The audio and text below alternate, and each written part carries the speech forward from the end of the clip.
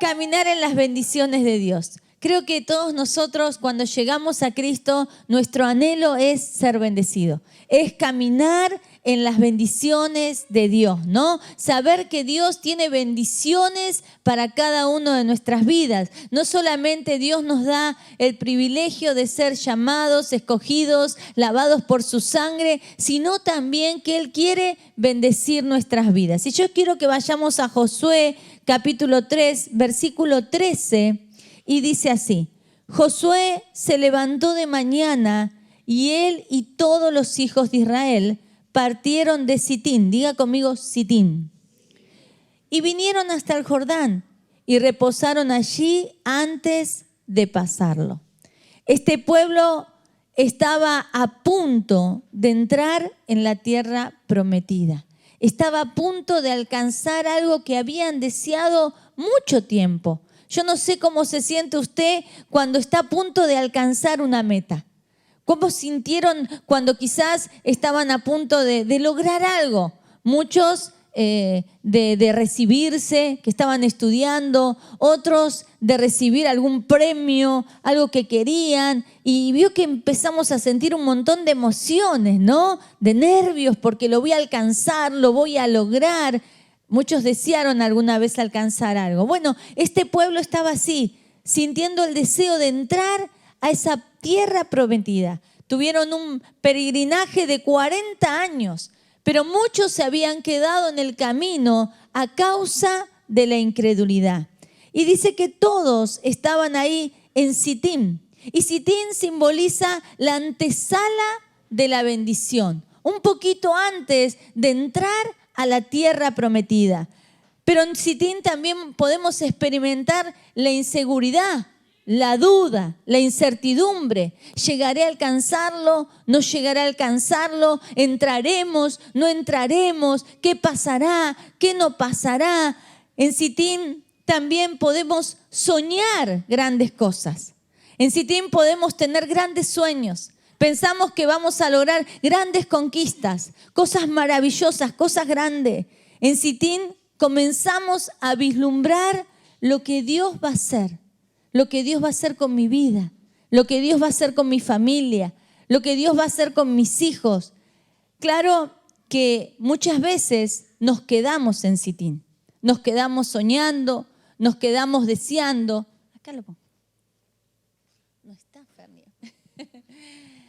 Nos quedamos soñando, nos quedamos deseando aquello que anhelábamos, pero ¿qué pasa? No nos atrevemos a algo más.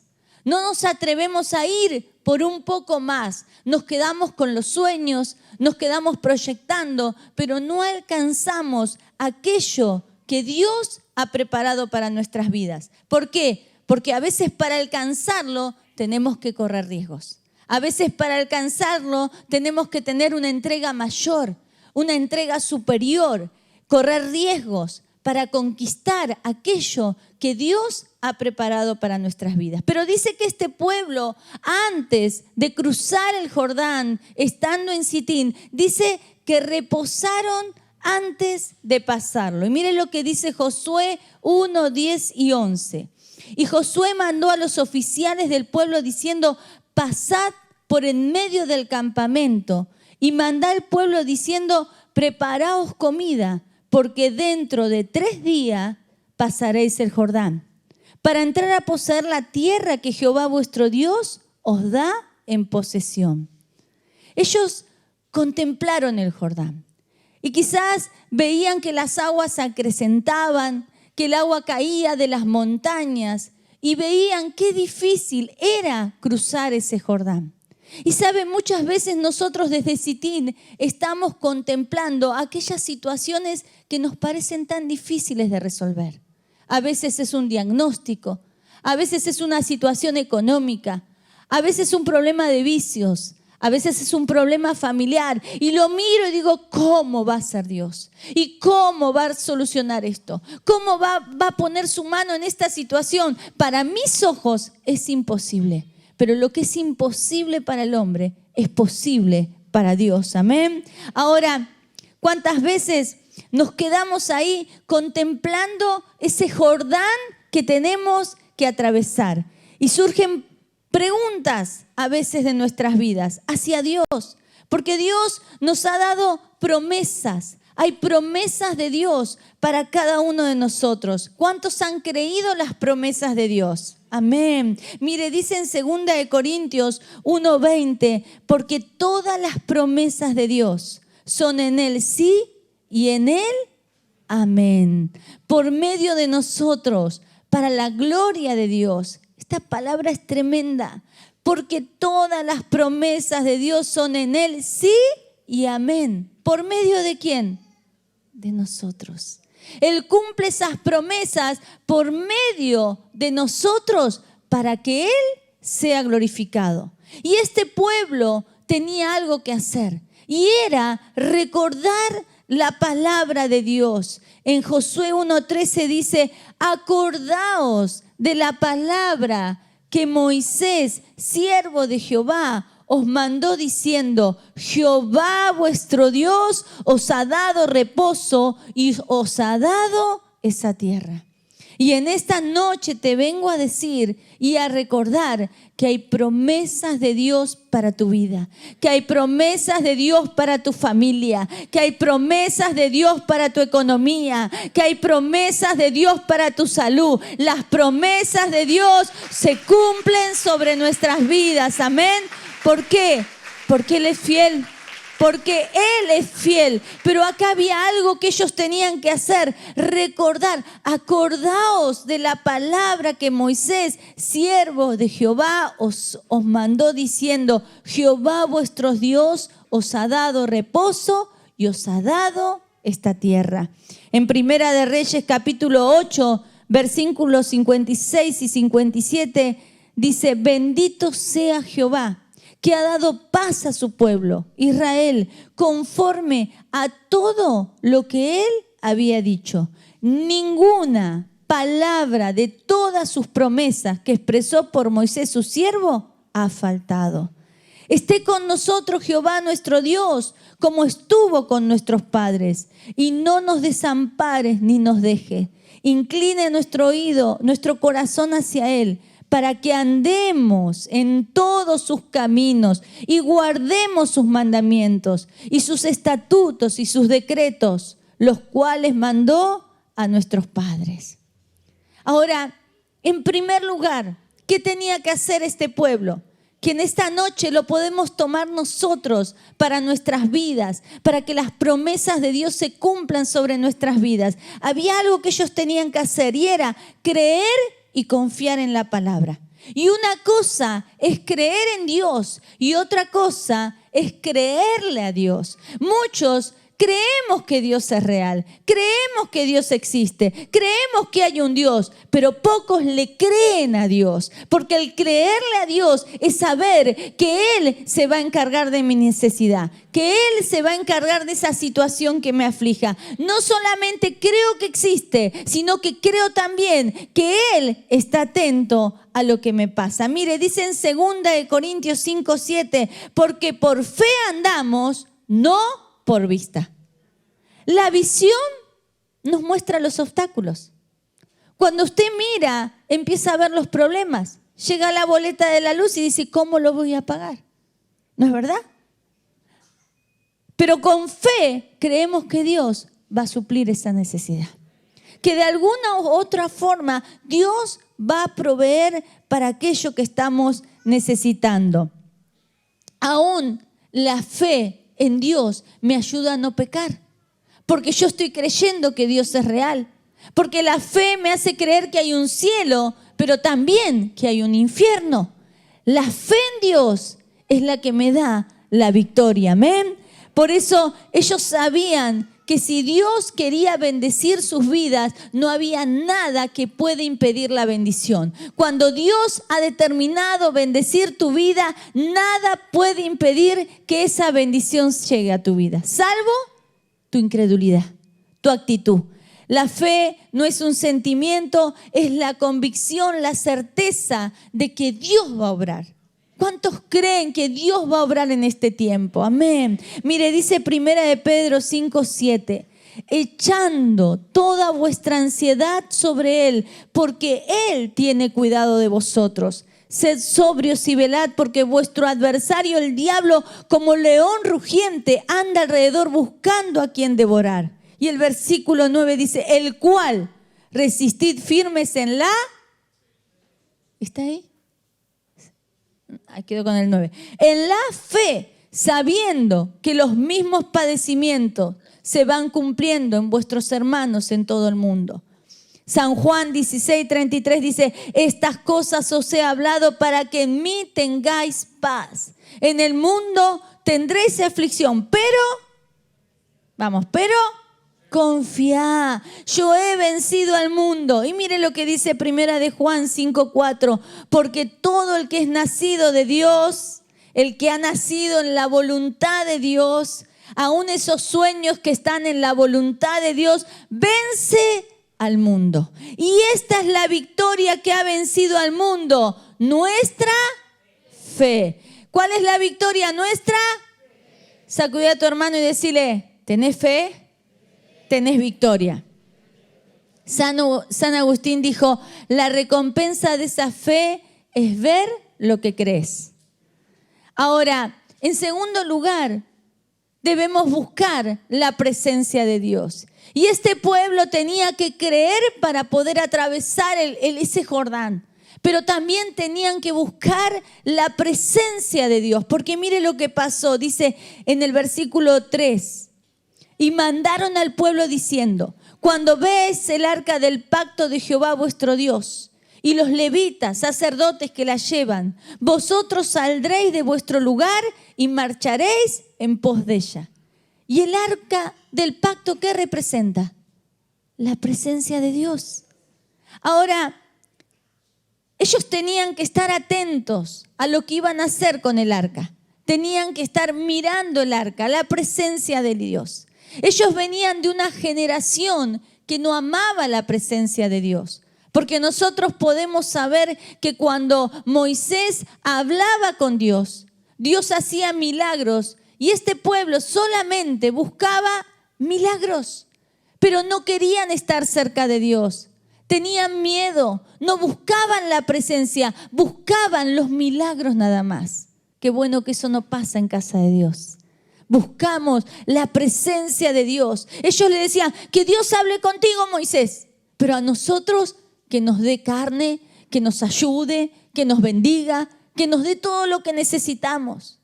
Pero Dios quería hacer entrar a este pueblo en otro nivel, porque iban a entrar en otro nivel. Entonces esta generación tenía que amar la presencia de Dios. Y entonces Dios le dice que tienen que observar ese momento. Y había dos cosas importantes. En primer lugar, tenían que estar a una distancia del arca. Eso hablaba de un respeto, de respetar la naturaleza divina. Muchas veces nos acostumbramos tanto a la presencia de Dios que no le damos el valor que tiene. Cuando se está adorando, cuando se está predicando, ¿qué pasa? Es como que me da lo mismo. No valoramos la presencia de Dios. No nos damos cuenta de la importancia que es la presencia de Dios. Y tenemos que valorar esa presencia, pero también estaba a distancia, porque dice la palabra que estaba como a 900, a 900, estaba a 2000 codos, que sería aproximadamente 600 metros de distancia. Es decir, que estaba a distancia para que todos pudieran verla. Qué importante, como iglesia, que todos podamos buscar la presencia de Dios, que todos podamos ir en pos de la presencia de Dios. Dios quería formar esta generación, porque esta generación debía ser diferente. Entonces Dios tenía que hacer cambios, porque eso era sombra de lo porvenir, de lo que hoy estamos viviendo nosotros. Y en Deuteronomio capítulo 5, versículo 33 dice, sigan por el camino que el Señor su Dios les ha trazado, para que vivan, prosperen y disfruten de larga vida en la tierra que van a poseer. Juan 8:12 dice, y otra vez Jesús les habló diciendo, yo soy la luz del mundo. El que me sigue no andará en tinieblas, sino que tendrá la luz de la vida. Qué importante. Otra de las cosas que tenía que hacer este pueblo antes de cruzar el Jordán, ¿qué era? Santificarse. Y le dijo Josué al pueblo, santificaos, porque Jehová hará mañana con vosotros maravillas. Lo dije a mi manera, pero está de otra forma. Lo hará mañana maravillas entre vosotros. Y Dios quiere un pueblo que le represente. Decirle al que te está al lado, ¿representás a Jesús? Nosotros somos testigos de Jesucristo.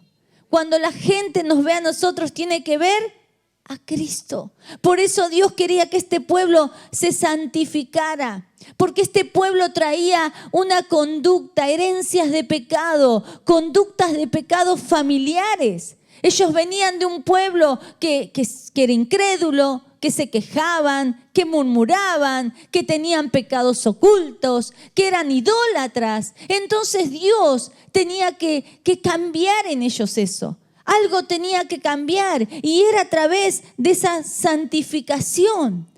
Ese pecado muchas veces que nosotros tenemos, que muchas veces se apodera de nuestras vidas. Y una y otra vez se lo entregas al Señor. ¿Cuántas veces le entregas el mismo pecado al Señor? Ese pecado recurrente.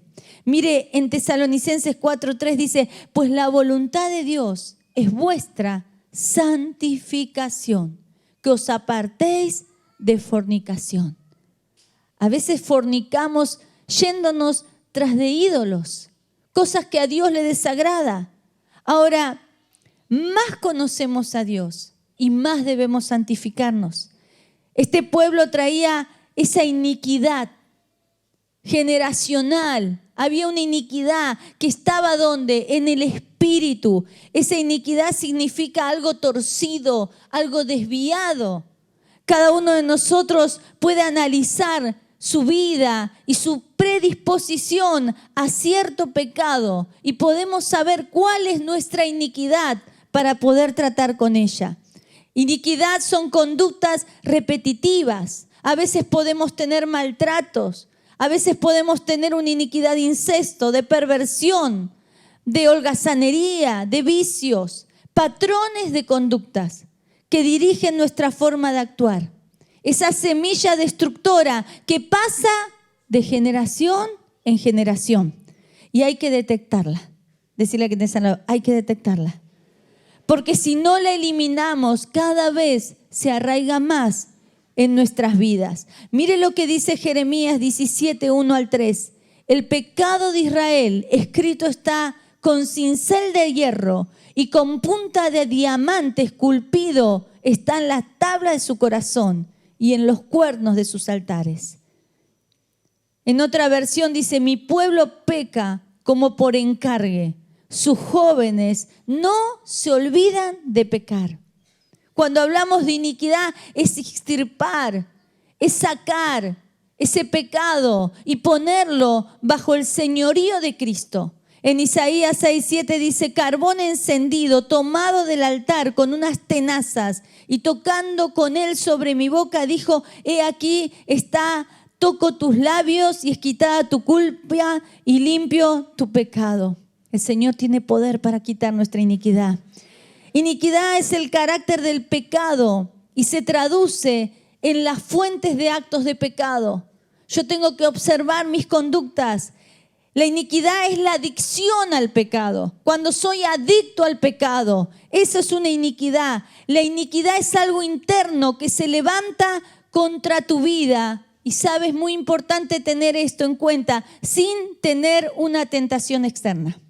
A veces caemos en pecado, decimos, me tentó esto, me tentó aquello. Pero aquel que tiene iniquidad, no hace falta que tenga una tentación, sino que tiene esa debilidad por ese pecado, ese deseo continuo de pecar, ese deseo continuo de ir por mal camino. Quizás Dios en esta tarde te está hablando y hay algo que tenés que extirpar de tu vida. Si vos le pediste a Dios que te hablara, hoy quizás Dios te está hablando para que puedas sacar de tu vida esa iniquidad, puedas ser libre por la sangre del Cordero y puedas alcanzar las bendiciones que Dios ha preparado para tu vida. ¡Aleluya!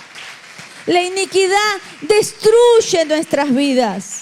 destruye. A veces hay pactos, violencia física, verbal, abusos, celos, idolatría, control, rabia, promiscuidad sexual, promiscuidad, vicios. Vieron que hay personas que quizás vos decís, qué bueno es este nene. Y entra en la adolescencia y vos decís, ¿qué le pasó?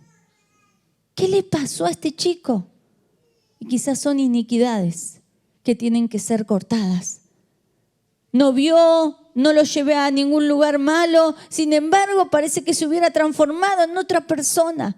Iniquidades que deben ser cortadas para que yo pueda tener una vida libre. Debemos pedirle al Espíritu Santo que nos posea a tal punto que extirpe de nuestra vida todo pecado, toda iniquidad y podamos decir, tengo el ADN de Cristo, soy un hijo de Dios, soy comprado y lavado por la sangre de Cristo. Amén.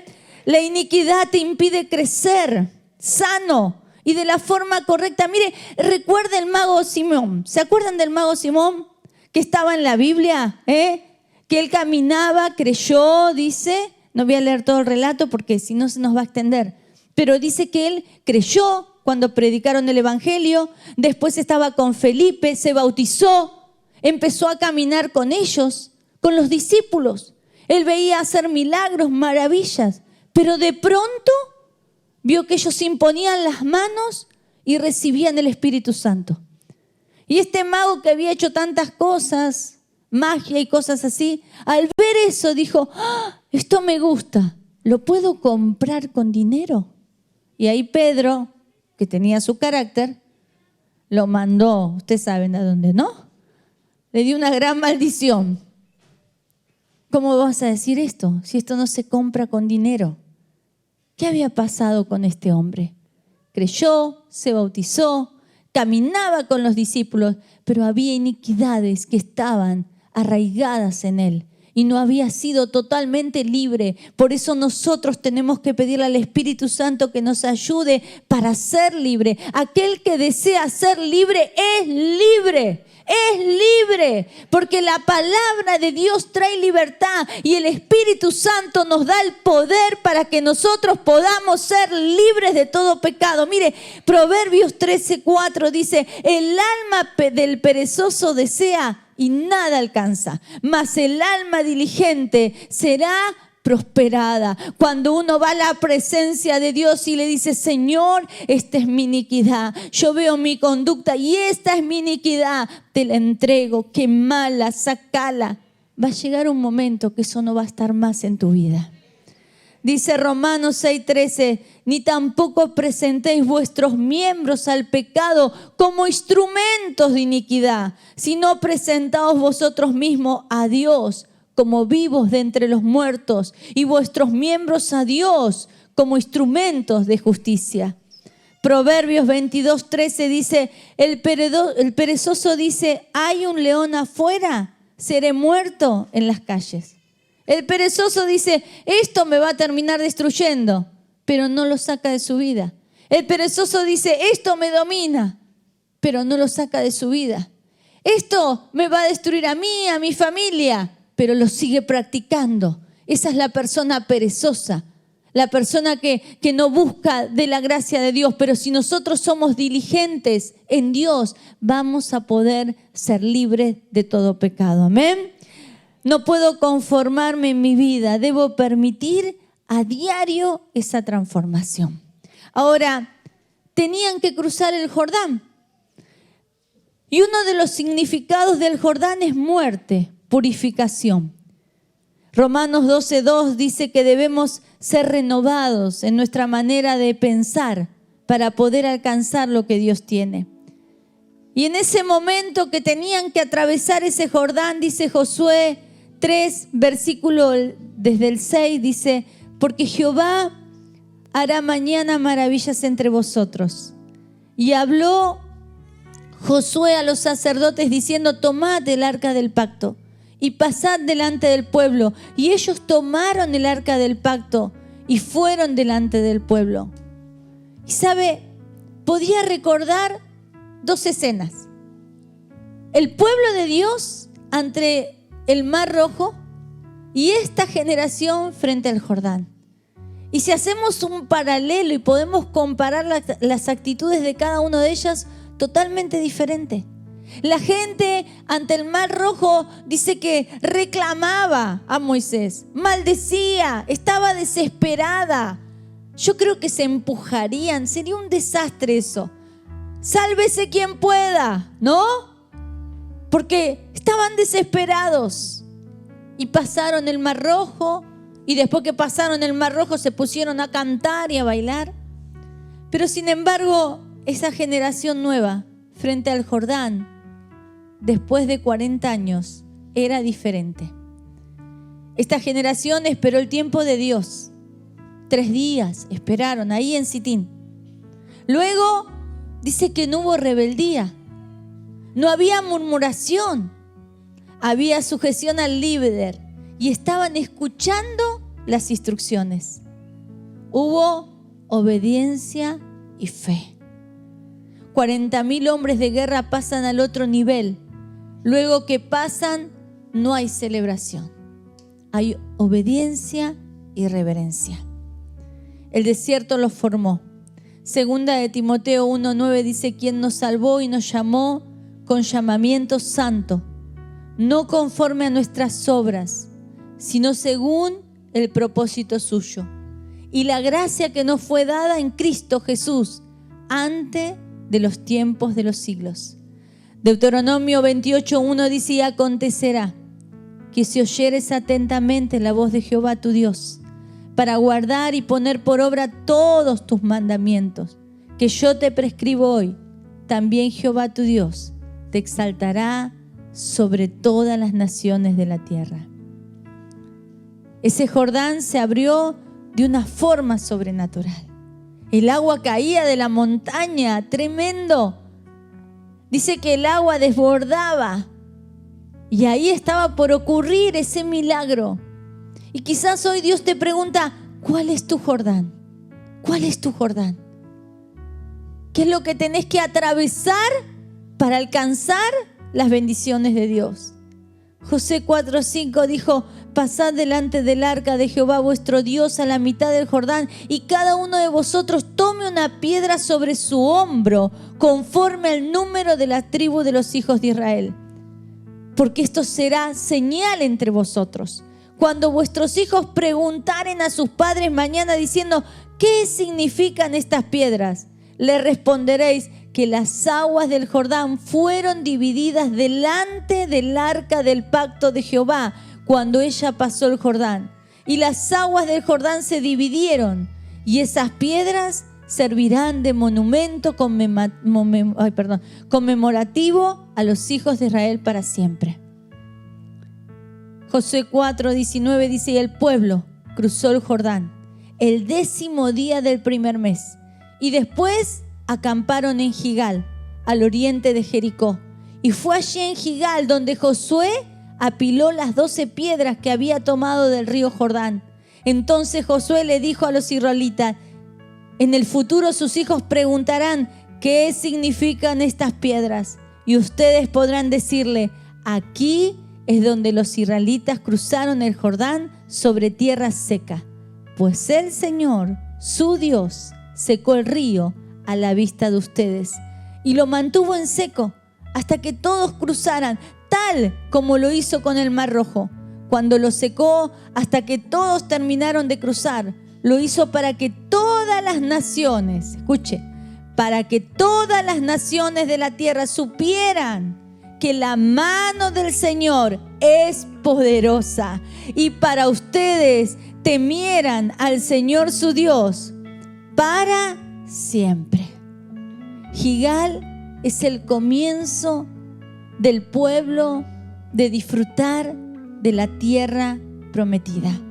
Gilgal quitó la vergüenza y mostró la grandeza de nuestro Dios. El Señor dice en Éxodo 23:25: adora al Señor tu Dios, y Él te bendecirá tu pan y tu agua, y yo apartaré de ustedes toda enfermedad. En el medio del Jordán quedó sepultada la humillación. quedó sepultado el pecado, quedó sepultada la inmundicia y ellos salieron a la bendición de Dios. Podemos encontrar 3 tipos de personas. Aquellos que quizás miran de lejos y dicen, es muy difícil atravesar el Jordán. Lo veo difícil, casi imposible. Miran, solamente miran. Están los otros que se quedan de afuera, mirando cómo otros avanzan. Y hay otros que a pesar de sus errores, de sus fracasos, de cuántas veces se hayan equivocado, dicen, yo lo voy a volver a intentar. Porque el Señor me dice, como le dijo a Josué, esfuérzate y sé valiente.